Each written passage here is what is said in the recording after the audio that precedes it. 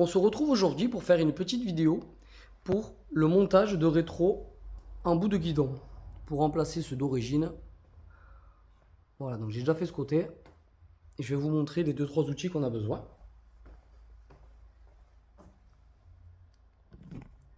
Alors il nous faudra un maillet,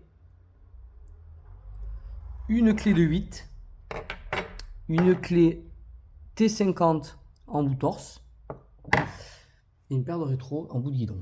Alors du coup, donc le rétro est comme ça.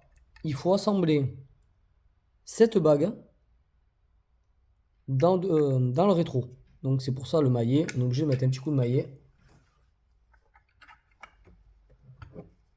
Sinon ça rentre pas à la main.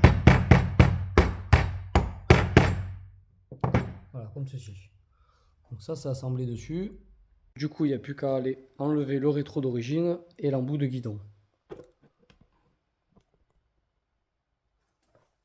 Donc ça j'ai commencé à le dévisser.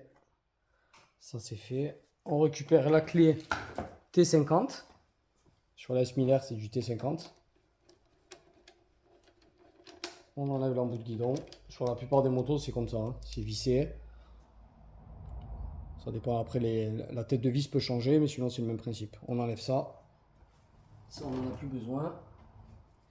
Donc on récupère le rétro avec la clé de 8. Et on vient visser au même endroit. Je vous mettrai la référence de là où j'ai acheté les rétros. Il y en a à peu près pour une quarantaine d'euros.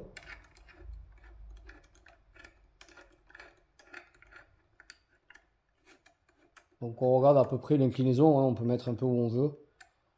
Je fasse à peu près comme j'ai mis de l'autre côté. Donc ça on serre.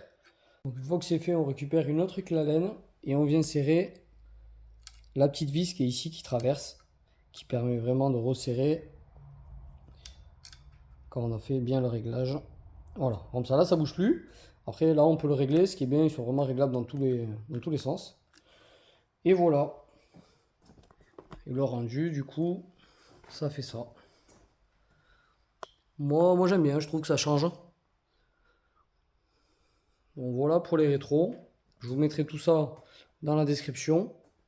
Prochain tuto, ça sera pour faire le montage de la pièce en carbone. C'est que j'ai présenté hier dans la vidéo. Donc cette pièce là entière. Et le garde-boue avec le passage de chaîne, qui est aussi en carbone. Voilà, merci à tous. Et si vous avez des questions, n'hésitez pas dans les commentaires.